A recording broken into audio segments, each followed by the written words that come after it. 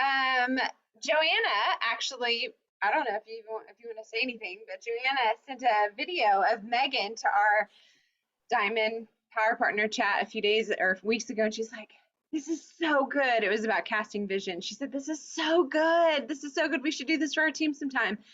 And I said, "Well, let's just call her and see if she wants to come and be a guest for our Jewel call that we do." So Meg, we do this every week.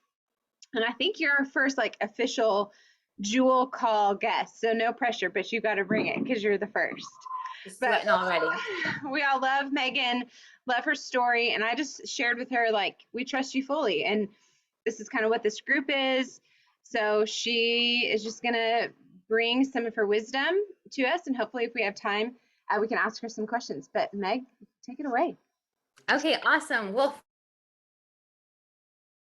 let's take a moment of gratitude for this amazing $1 million container that you guys are sitting in. I feel like that is so important just to like honor and just have hearts full of gratitude for where you guys all are in your businesses, for how hard you have worked to get into this space, and just how incredible it is when like-minded people come together. We have a mastermind group that's very similar to this. And so we always call it our $1 million container. And we say, like, the best ideas come out of this group because you guys are such high thinkers, you're high achievers, and you are doing amazing, amazing things. And so I feel so honored to be in here to be able to share with you guys and just kind of, let's all grow and learn together.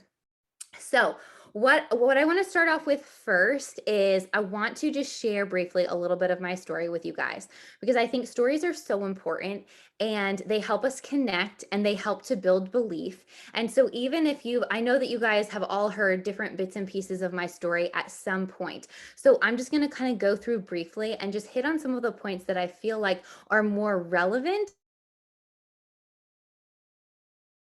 Okay. And just hopefully this will be really belief building for you. So, a little bit more about me. I am someone who never ever wanted to work. So if you have some friends who are like, no, thank you, I don't want a job, that's okay. They might actually secretly like have this entrepreneurial spirit inside of them, and it will be unleashed through network marketing, and then they won't want to stop. And so sometimes the places that we think we are going to be are not where we end up. And so I was very adamant with my husband when we got married that I never wanted to work. Like I wanted to stay at home, raise babies, and never have a job. Okay.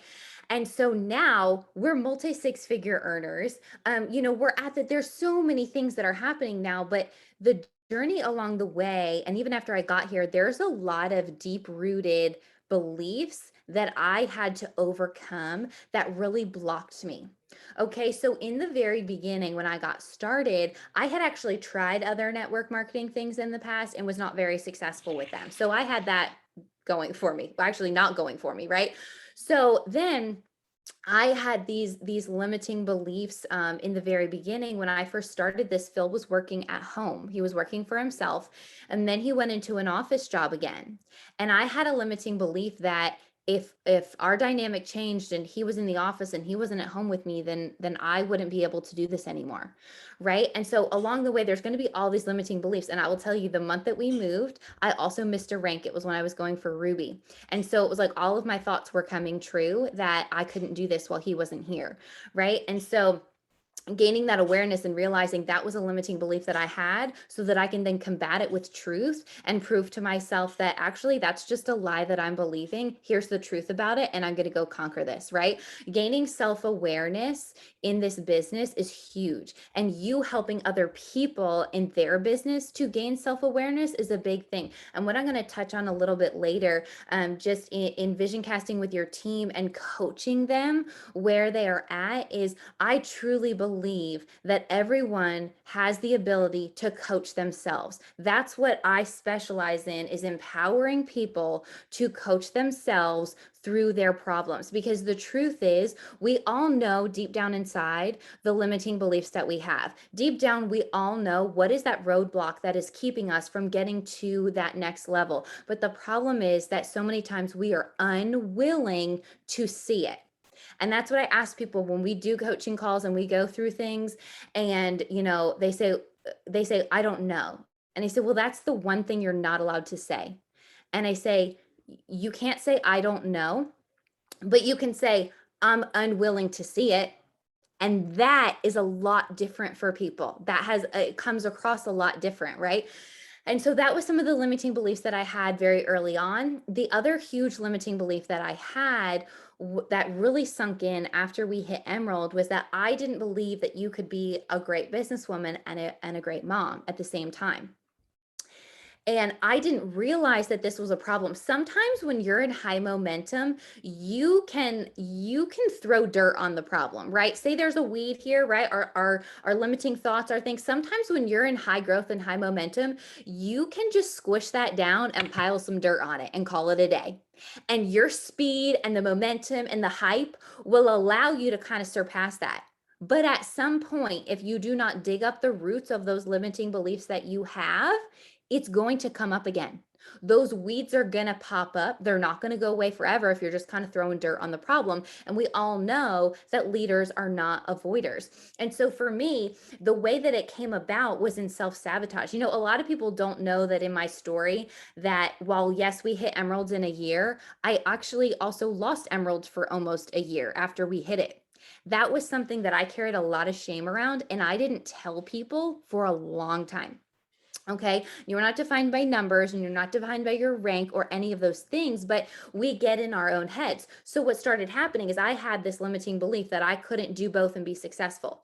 So I had reached success in my business. So I started self-sabotaging. Okay. And it started going downhill, downhill, downhill, downhill, downhill. And eventually you get to a point where you're like, what is really going on here? So through months of counseling, really being honest with myself, I was able to uncover that limiting belief. And then I was able to turn the ball around. Okay. I was able to stop that downward momentum and I was able to make it go back up. And I will tell you, since that day, when we re-ranked Emerald, we have never gone backwards to those points again. Like it was a thing. We just moved past it.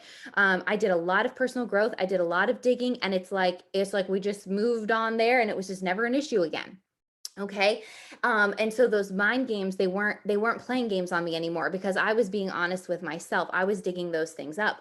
Well, then, okay, so that was all part of a whole year-long journey, right? Then after that, like nobody saw those things that were going on. I will single-handedly say the hardest thing I've ever done in my business was not double ranking Sapphire and Diamond. It was getting out of the mindset after I lost rank from Emerald. That was single-handedly the hardest thing to this day that I have ever done in my business, because you have to figure out what's going on in here and you have to be willing to be honest with yourself. And so there was a lot of work that I was doing behind the scenes, a lot of counseling, a lot of books. I was going to retreats, I was doing coaching, I was doing all of these things, and nobody was seeing it. Nobody was seeing the fruit. Nobody was like, oh, what's Megan doing? Nobody cared, right? I wasn't on leaders board. I wasn't doing all these things. There was no recognition, right? But I knew my goal, right? I put my head down. I had my blinders on. I said, I don't care what everyone else around me is doing. We're running after Diamond. Okay, I was like, I got so frustrated even just seeing the word sapphire that I was like, when we hit, I was like, I took sapphire off my dream board because I got so frustrated. And I was like, I'm just putting diamond on there because we're just gonna like sail through sapphire onto diamond. I just can't even look at it anymore, right? Sometimes we have to just like get out and just go a little bit farther, right? And so I was like, I'm just going to be doing all of these things. Just going to just grow, and I'm going to do the growth without the recognition. And I'm like one of those people that I kind of thrive on recognition. Some of you might not be that way, but I am one of those people that does. And so basically for 2 years, I just kind of buried myself in a hole of growth. And I made a lot of sacrifices during that time. Like I flew out to a retreat in Utah with an 8-week-old baby. I had to get on 3 flights to get out there and 3 flights back and drive 2 hours to where we were going. There were a lot of sacrifices that we made along the way that other people were kind of like, what is she doing? But I knew I needed to do those things to get to see the growth that I needed. And then 2020 happened. Okay. And everyone had the year 2020, right? But not everyone saw all of the massive momentum and growth. And what happened is, February of that year, we were at 1,700 points. Okay. By June of that year, we were at 6,200. Okay. So that's a really massive jump. And so people would be like, well, what are you doing? What is your secret? How did you double rank Sapphire Diamond? How did you do that? And actually, that idea came from Joanna. She probably doesn't even know this, but we were in a Jewel chat and she said, I've always dreamed of double ranking Sapphire and Diamond. I was like, I never even thought about that. But we were so close the month before that Alita called me and was like, let's do this crazy thing. And so thank you for that, Joanna. And so anyway, so it was all these seasons where I wasn't seeing the growth that I wanted. I knew that mentally I was stronger. I knew that I was gaining all these abilities to lead, but it did not feel like the needle was moving forward. And this is where the compound effect comes in, you guys. And if you haven't read that book, I highly recommend you read that book. It's an incredible book. And basically, what it talks about is that in these seasons of digging in deep, in these seasons of building new habits, of building these growth habits, that when the timing is right, everything will kind of fall into place and you will be ready for that growth. Right. And John Maxwell even talks about, and Les Brown talks about this, it is better to be prepared, right? And not have an opportunity than to have an opportunity come and to not be prepared. And so some of you might be in a season where you feel like you are preparing, like you are growing, you are doing the hard internal work. Do not negate that. Do not negate the things that other people are not seeing. You keep preparing, you keep doing the hard work, and your fruit will come. It is the law of sowing and reaping. It will come, it will be there. And the biggest thing is going to be being honest with yourself when you have those roadblocks, digging down deep, asking yourself, am I willing to see this right now? What are those lies? And then go ahead, illuminating those lies, digging them up so that then you can shine truth on it. And so this kind of leads me into my next thing with coaching people, is that we all have these things, we all have these negative thoughts, we have these things that we like to call they're called shadow intentions. Okay. And so what that is that we all have these things. How many times have you heard people on your team, or you've personally said yourself, right? Like, you know what you should be doing, right? You know what you should be doing. You want to do these things, you want these goals, but you're not doing it. You're not doing the things that you know you need to do, or you're watching people on your team who have set these goals, they've set these things that they want to do, and then they're not showing up the way that we expected them to, or they're not showing up doing the things that they said they want to do. Because part of the problem is with every intention that we set, with every goal that we say we want to do, even no matter how much we're vision casting, no matter how much we're visualizing all these different things, underneath that, there is something fighting that, right? There's a counterpart that is typically unconscious, that is a competing commitment to protect you, to keep you safe. And it's the opposite of what your true intention is. Okay. So just track with me here. Okay. So for example, okay, like your goal, you're saying that you want to be more open and vulnerable with other people. Well, the shadow intention is that you're going to want to be closed down and protect yourself, right? Say we have an intention where we really want to speak up more. We want to be more vocal. We want to share more of the truth, but then there might be a shadow intention to avoid disapproval, right? Because we don't want other people to judge us. We don't want them to say things about us. And so in our failure to recognize what this shadow intention is, it can really grip us. And we can just be getting so angry and so frustrated and saying like, getting so frustrated with ourselves that we know what we should be doing, but we're not doing it. And most people think that they can just kind of ignore or get rid of this counter intention, the shadow intention that's there. But we don't have to ignore it. We don't need to get rid of it. We need to gain awareness around it. We need to shed some light on it.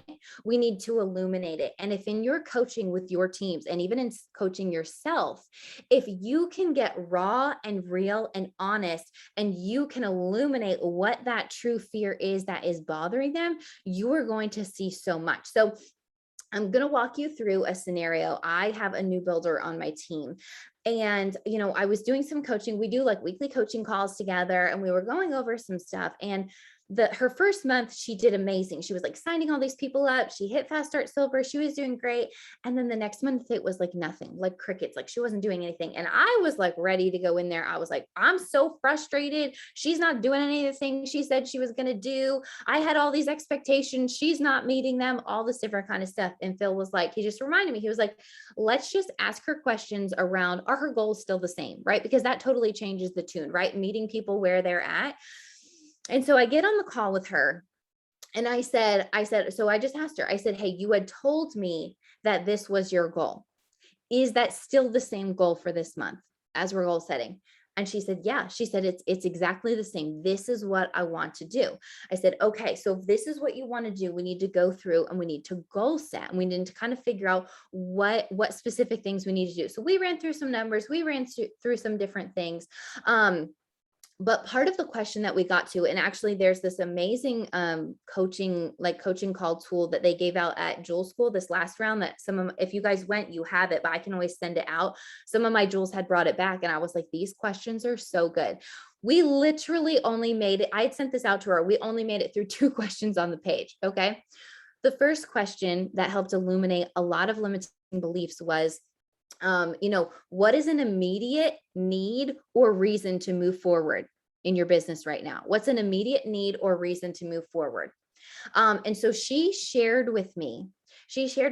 she really wanted to hit her goals this month because she needed to gain self-confidence. And then she shared a lot of other really vulnerable things with me. And I kept asking questions around that and what this meant to her and why she wanted to do this and why was this so important and all these different kinds of things. Because the girl that I knew used to be very extroverted, outgoing, would talk to anybody. And here I am watching her not do the thing. So I'm trying to figure out, what is the disconnect here? Well, come to find out, she struggles with a lot of anxiety after she had her daughter. Okay. So I had these expectations up here of what I thought she should be doing. She's in a very different place. She said she needed to gain self-confidence, that she had a lot of self-doubt. And what I will tell you is that with people on your team, it is not a matter of if they will have self-doubt. It is not a matter of if they will lack confidence, but when is it going to show up, right? And so being prepared to know and see the signs of when people are starting to withdraw, when they're starting to not do the things that you expect them to do. One of my favorite phrases is, let's get curious around that. Say, why somebody's doing something, or even for yourself, right? Like if you're on a coaching call and you hear something, or say you're listening to a podcast or a book and you have a strong reaction to something, get curious around that. It has nothing to do with what was actually said, but it has to do with your reactions, right? So you can use that same thing to deep dive into other people and be like, let's get curious around this. Where is this self-doubt coming from? Where is this lack of confidence coming from? So she wasn't showing up in her stories because she didn't feel like she had things to talk about. She wasn't showing up the way that she should in messaging people because she had a lack of confidence. And so once we were able to address the root of where this lack of confidence was coming from, where we could recognize where this self-doubt was coming from, and we dove deeper into it and kept asking questions, then we were able to uncover and shed the light on so many things that were happening. Okay. And so this leads, then the last question that I had asked her was, okay, what's the top thing that you need from me this month? From your sponsor, what do you need from me? And she said she needed accountability and a game plan. So we went through and we asked questions and we came up with a game plan together. And so many times in coaching, we want to just tell people what to do, right? But if it's not their idea in the coaching call about the things that they should be doing, when they don't do it, they're just going to come back in their minds and be like, well, that's not really what I wanted to do anyway. And Jordan or Emily or Joe just told me to do that. Okay. So here's a really strategic way that you can get people to do what you want by asking questions. So we went through and we went through a whole IPA sheet, right? I took one, but we created it specifically to her. And I said, do you feel like you could reach out to 3 to 5 people a day? Do you feel like that's a good number? And she said, yeah, I think I can commit to that. Okay. Or you can even ask people, what's a number of people you think you could reach out to every single day? What seems reasonable for you? And then you write that down. You say, okay, you said this. How about posting on social media? Do you think you can do that every day, every other day, in your stories every day? What does that look like for you? Get them, plant seeds of what you want them to do, and then you get them to nail down the ideas. They're feeling empowered. They're coming up with it because you're asking questions, getting them to game plan. You're just kind of helping manage it. Okay. And just even that question of, do you think that's something you can do? Does that sound reasonable? Does that sound, and getting people to agree to that. So it's on their terms, right? If they want to up it, they can up it. If they want to go lower, they can go lower. And then we can help hold them accountable to it, right? And so in all of that, in asking them the questions, in game planning, doing those things, it can really be helpful in meeting people where they are at. Using that phrase of let's get curious around this. Let's figure out where those things are coming from. Let's illuminate those limiting beliefs that people have, because that's what's going to stop people, right? I talk about dream boards. I think dream boards are really important. I think visualizing is really, really important. I think setting, showing people what is possible. I think all of those things are really important. But what is the missing piece between somebody coming in and saying, yes, they want this, or even with you guys, what's the missing piece with you're sitting at Emerald or you're sitting at Sapphire? What's the missing piece for you getting to Diamond? What does that actually look like for you? And if you were to sit down and be honest with yourself, if I were to ask any one of you and say, okay, well, if you want to be Diamond, why aren't you? That's a hard question. That's a tough question. And so many times we don't want to sit there and we don't want to look at that. But like we said before, leaders are not avoiders, right? So you got to get curious, you got to get deep, you got to get into all those things. Something else that I have found to be really, really helpful on the side of, of just gaining awareness is doing evaluations. I am huge on evaluating for growth. There are these 3 questions that my husband and I ask pretty much after every single coaching call that we do. After every call, I will do it to myself after I get off this call with you guys. After every interaction that I have, after everything, after every month, every call. I mean, we evaluate like all the time because John Maxwell evaluates all the time. So if John Maxwell does it all the time, we should also be doing it. Okay. And so these are the 3 questions that I love to ask. Okay. So say you do a call with someone and you ask yourself, what went well? What is something that went really well that I want to repeat in the future? Okay. Because sometimes we do something and it does go well, but we didn't even take the time to recognize that it went well. So we don't repeat it, right? We want to repeat the things that are going really well, right? So what went well that you want to repeat? What didn't go well that you don't want to do again? Right. And this is not like to be all negative and beating yourself up. That's not what this is about. But this is about just truly evaluating so that you can improve the next time and make it even better. So what didn't go well that you don't want to do again? And then the third one is, what did I learn and what would I do differently next time?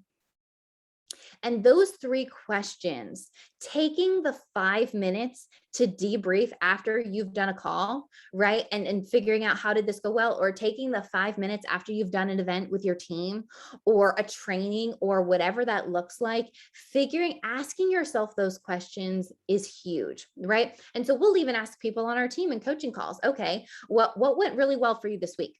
What went well? What didn't go well? What did you learn on and what can you improve upon next time? And then this is the kicker question, you guys. This is the last one, okay? What did you avoid and why? Right? That's a hard question, isn't it? Right? You're doing coaching calls with people, you're talking to them. What did you avoid and why?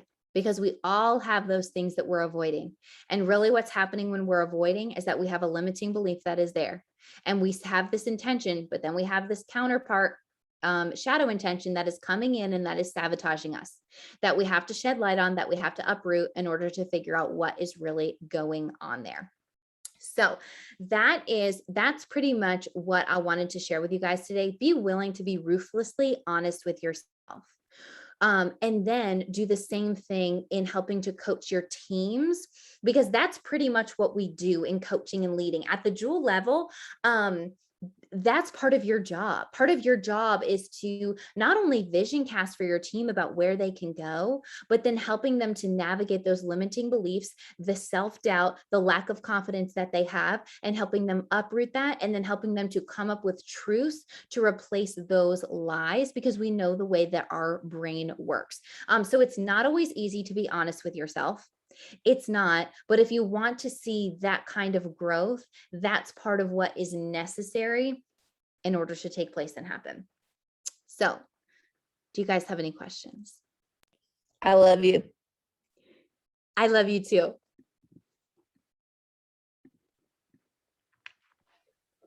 I have a question. Yeah. So I feel like I'm always trying to be really intentional with one-on-one coaching. As our team has grown. Oh, can you guys hear? Okay. You're cutting out, Chan. Group. Hold on, I'm losing my train of thought. I just finished a workout. Sorry for the panting. No, you're fine. We actually couldn't hear you. So if you could just start over, that'd be awesome. Oh, could you not? That actually works because I was losing my train of thought. Can you hear me now? Yeah. Okay, so I've been here about 3.5 years, and I still have girls who have stuck with me from the very beginning, but just like are not in a season of growth. I've always tried to be really intentional with like one-on-one coaching calls, maintaining relationships, like encouraging them, helping them set goals at the beginning of the month, all the things. But like, it's very obvious that there are a number of girls who are just not, I don't know. It's like, at what point do you just set them free versus continuing to pour into like the one-on-one coaching and the honest conversations? Yeah. So I think part of that is that we're scared to have that honest conversation with them. But what we're doing when we're not being honest and we're not asking the hard questions is that we're actually like dragging on something that's really painful for everybody. Like you said, releasing them, right? When we tiptoe around it and we don't expect, John Maxwell has this awesome quote, and I'm totally going to butcher it, but it talks about being committed. And when we don't ask for true commitment, what you have is that you actually end up losing those who would truly be committed. And then all of those other people start falling off. I'll drop the real quote and what it's talking about, but basically it's like you lose the people that you want, and the people that are there are not doing the things. Right. So it's very frustrating. It's very dragging and all that kind of stuff. So it really depends in your coaching, in your seasons, whether you're doing group coaching or you're doing individual. It has progressed and changed every level that we've gotten to. We did a lot more one-on-one coaching with some lower levels as we were on our way to Jewel. And then now that we're Diamond, our main one-on-one coaching that we do with people is with our Jewels, right? Because we're pouring into our Jewels and then they're going down and they're doing the trainings with our team. So it shifts. It's the same principle, but it shifts into who we're doing that with. So if you would just have an honest conversation with them, here's the other thing. There are some people in this business that are just here. We call it, they're here for the milk and cookies. Okay. They are here for the community. They are going to show up a little bit. They just want to show up to the fun things. And that's okay. That's totally okay. We want to love them where they're at, but we're also not going to pour all of our time and energy into them. Right. So if you can just ask some questions and get honest with them and say, even asking them, you've been here for a long time. I can see that you're really committed, but I really want to help you. I really want to help you reach your goals. What do you feel like is really stopping you here? Right? Like, or even asking them like, are you happy with the rank that you're at? Is that truly where you want to be? Because, and kind of releasing that and just saying, if this is where you're at, I want to meet you here. I want to meet you right where you're at. Right. But sometimes people are so afraid to disappoint us that they're not going to tell us like their actual goals or their actual things. Something else is that I started doing is if I was doing coaching calls with people and they weren't going anywhere, then I would have to give them a task for them to do and say, hey, read this book, watch this video, do this thing, then we'll get on a call and talk about it. Because if they're not willing to do that thing, they're not really serious about their growth. So it's releasing you, it's releasing them, it's putting it into their core of them doing something. And obviously it's case by case. That's not with everyone, but that's something that I have found to be really successful with people that are just kind of like, dragging along. They're not really doing anything. So based on that, and I actually have like 3 girls in that boat who I've assigned them homework because it's been a long time and I'm just like, what are we doing? So I've given them some tasks and I say like, there's 60 days. I really want you to pour into this and then we'll touch base in 60 days. I'm really fearful that we're coming up on that date and I'm really fearful they haven't done the things. So if that's the case, what's that conversation look like? What if you change the way that you look at it? Instead of you fearing that they didn't do the things, what if you kind of looked at it as like, this is going to give me a really honest evaluation. And if they haven't done the things, that gives me full permission to kind of release those expectations that I had. What if you kind of looked at it not in like such a scary, fearful way? Because it's like, we can't want it for everyone. We can't want it more than them. You can still be there. You can still be available. But just kind of don't look at it as a scary thing, right? Don't look at that conversation as a scary thing. Look at it as like, they're here showing me my true colors and it's going to release me from those expectations when they haven't done the things, and that's on them. How does that feel? A lot better. Yeah, that makes a lot of sense. Thank you for that. You're welcome. I just want to share this because I have released somebody recently. She was a senior gold, and I've completely released any expectation of her business that I've had. And she just added her 3rd person this month. And I was like, what are you like after I released her about 60 days ago or so, it was around Christmas. And I just got to love her. And I released all expectations. And now she's excited again when she's ready to be excited. She's not gonna be a business builder. She's just going to pop in when she's ready. And that's just her role.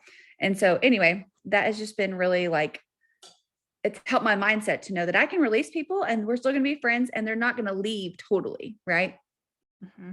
Yeah, I love that. That's so huge and important because really it's more for our piece being able to release them. And part of it too is being like, hey, I trust you. I trust you to do the things. We've coached, we've done all the things, you have all the tools. I really trust you to do this. So you can go do it at your pace. Yeah, Jordan, I released a majority of my team, I feel like, with the ending of last year, and went and found 2 new runners who are just insanely confident and insanely hard workers.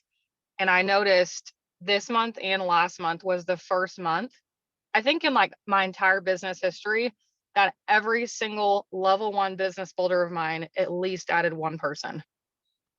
And that has never happened in 3.5 years. So it was just really cool to see like that FOMO created and like, oh, like what's happening here? Where's all this energy coming from? And that was really fun to experience. You know what to do. And this is what I tell people, this is part of my empowering you to coach yourself. You know what to do.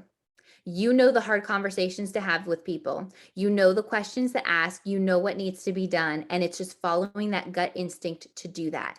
If you can follow your gut and what it's truly telling you in your leadership in these scenarios, you will go so far. Instead of second guessing yourself, instead of letting those doubts come in of what if I'm doing this wrong, just trusting that because you truly do know what the next step is and what you should do. We're just looking for validation from other people, but you can do it without that.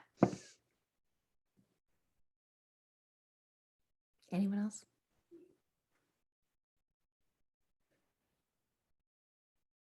I loved, wrote it down, where you said basically like, it's not a matter of like if people are going to have self-doubt and insecurities, it's a matter of when. And so I think that that is just a really good reminder that like it will happen. And so we have to be proactive in that positive mindset, in that gratitude. I love the way that you started the call of like, let's be grateful for this.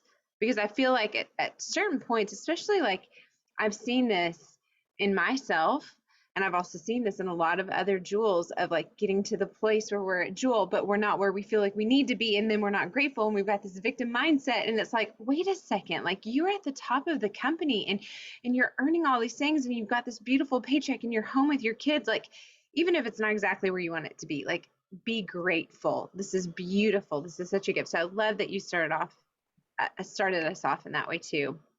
Does anybody have any other questions for Meg before we get off? I do. Go for it. Hey, okay. So what did going sapphire and diamond in the same month? I relate so much to your story because the last 6 months for me have been just focusing so much on raising my leadership lid and personal growth because I was totally stuck in just like, I was stuck in a victim mindset and frustrated that I wasn't where I wanted to be. So I feel like we're starting to have momentum again, but I would love to like just know what were your actual like day-to-day things that you were doing in your business to move the needle forward? Yeah. Okay. So so that month was honestly insane. We were pretty much like on the calls or doing stuff with people all day. And here's the thing, here's what I don't hear. It was not like that forever. It was for 1 month. We decided that the trade-offs were worth it. And I tell people that I could not work my business like that all the time. Okay. But the trade-offs were worth it for that month. We literally had someone here like every single afternoon and evening to help with the kids so that dinner could get made, so that we could be on calls. And I knew my kids were well loved and looked after, even if it wasn't by me. But for a month, I was willing to make all of those intense trade-offs. So the things that we did that month necessarily weren't what I would recommend doing all the time, but it was worth it to get to where we were. Okay. And the other thing too is this was honestly probably the biggest piece. It's so many times we want to know, what do we need to do? Well, what did you do? What do I need to do? We're asking the wrong question. It's how do I need to think? How do I need to think is going to get you so much farther than what do I need to do? Because when your head is in the right space, you are automatically going to do the things that you know you need to do. So for me, the biggest thing that got us to double rank that month was, first of all, just deciding, okay, at the very first day of the month when we decided to go for this, I vocalized it, I verbalized it, I got on our team, and I wanted to vomit after I did that, because putting it out there then gives you accountability to do the things you say you're going to do. So we put it out there and we started rallying our team. So much of those big momentum waves and those big rank ups is the ability to get everyone on the same page as you and to rally them and to get them excited. We had people who never wanted to share Plexus before, got so bought into the mission of what we were doing, they were signing up like 4 people, right? So like when you can get people excited like that, mountains can move, right? But first you have to get out of your own way. So the second thing for me really was gaining so much awareness at every minute of that month of where are my thoughts? Where's my headspace? Because I didn't have time to let anything negative bother what was happening there. So the second that something would come up, whether with my team or with me or whatever it is, I would say, okay, this is what I need to do. I need to go get grounded for 10 minutes. I would put my phone down. I'd go outside. I'd literally stand outside on the ground and I would start rattling off things that I was grateful for. And I would close my eyes and I would visualize 4,500 points, 4,500 points. How is that going to feel when we hit that? What are the emotions? And I would literally cry. Like I would evoke the emotions of what it was going to feel like in that moment. And then I would just deal with whatever was happening. If it was this negative thought, okay, how do I flip the script on this? How do I change this into a positive? Because normally I would kind of sit in those things for a little while, but I knew I was so aware and so conscientious of every single minute of the day of where my brain was going, when doubts were creeping in. And it's like, if we could just have that much awareness all the time, we would be able to go so much farther because we get in our own way. So honestly, I tell people that was the biggest thing. It was the right timing. It was the compound effect. It was going for it and rallying people. But really for me, what made the biggest difference was getting out of my own way and gaining a lot of awareness when that self-sabotage started to hit, and then, moving past that. How many silvers did y'all create during that time? Oh gosh. A lot, right? A lot. Yeah. And I had 2 other girls who went emerald that month, which was also really big. So we had a lot of people who had ranks that were lined up to hit that month. And then we had other people who decided to up it and like double rank, like they were going for ruby and they double ranked to senior ruby. Like we had a lot of those things happening because we upped the game, they upped their game. How much money did you put into your business that month?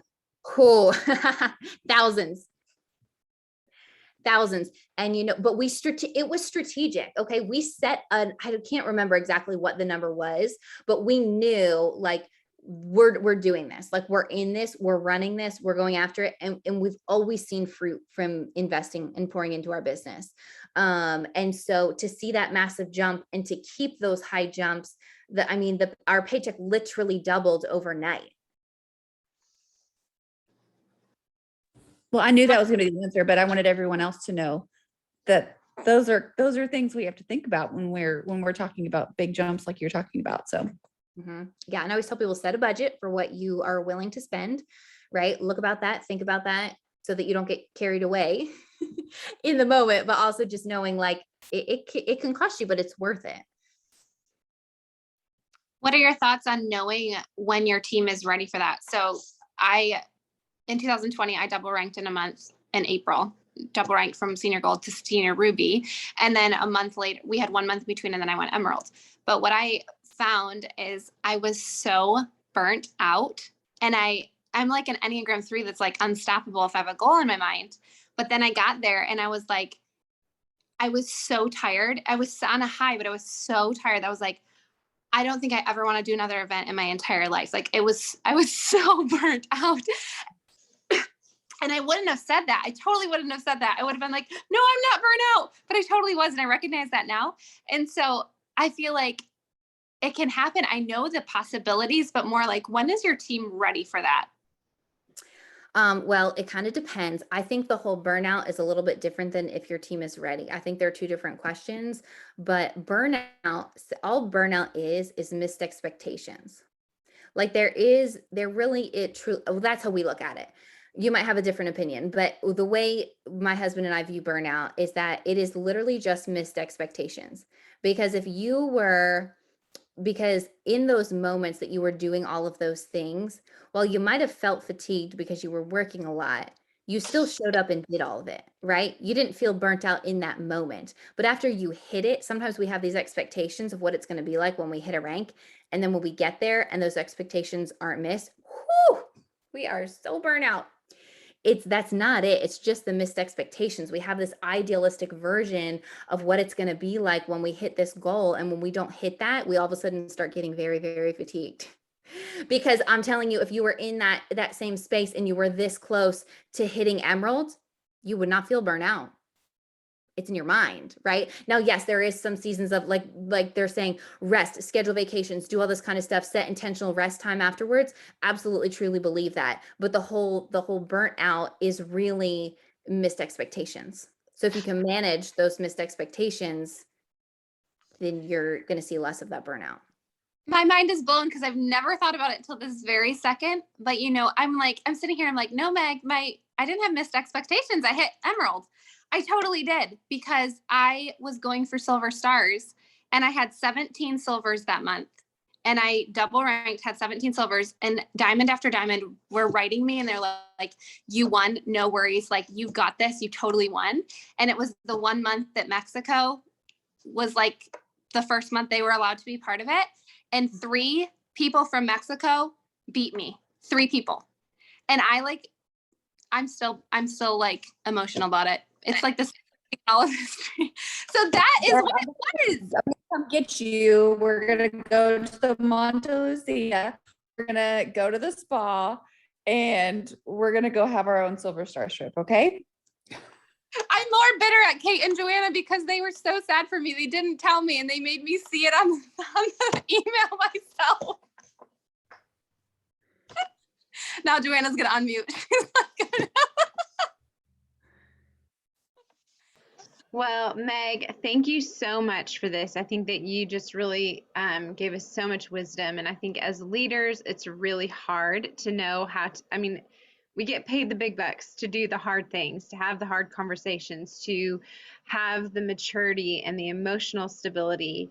And so if you don't mind, maybe you can send me or Joanna or Jordan those coaching questions that you talked about from the Jewel thing that happened in Jewel 2.0 or 1.0 or whatever it was. And then if you have a list of the books that you were reading and the things that were really instrumental for you in that 2-year period of growth. I know that the Les Brown video was something you watched every day. But if you have certain books that you would recommend other than the compound effect that you mentioned in the call, feel free to mention that to me too, and I'll send that over to this group. But we thank you so very much. You are somebody that we all respect and adore and just really, really admire. So thank you for your Thank time. you so much for having me on. Thanks, you guys. We'll see you later. Bye.